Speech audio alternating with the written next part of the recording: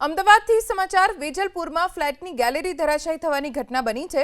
ઈશ્વર અમીકૃમા ફ્લેટમાં સવારે ગેલેરી ધરાશાયી થઈ।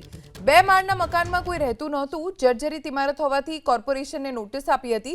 ગ્રાઉન્ડ ફ્લોર પર એક પરિવાર રહેતો હતો।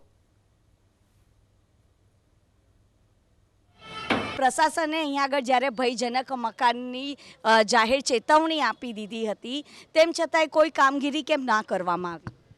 એમાં એવું છે કે આજે સવારે લગભગ 3:45નો સમય હતો અને એકદમ ધડાકાભેર આ ગેલેરી તૂટી પડી હતી। એના લીધે નીચેની ગેલેરી પણ તૂટી ગઈ હતી। એટલે અમે બાજુમાં જ રહીએ છીએ, એટલે અમે બહાર આવ્યા અને જોયું તો બધું પડી ગયું હતું। હવે બીજી વાત એવી છે કે પ્રશાસને તો નોટિસ ચોંટાડી છે, તો અમે રીડેવલપમેન્ટમાં પણ ગયા છીએ। અમારે એમઓયુનું થોડું ચાલે છે વાત, પણ સોસાયટીની જમીનમાં કોર્પોરેશન 40%ની કપાતની વાત કરે છે, જ્યારે કે અમારે આ બધું કાયદેસર છે।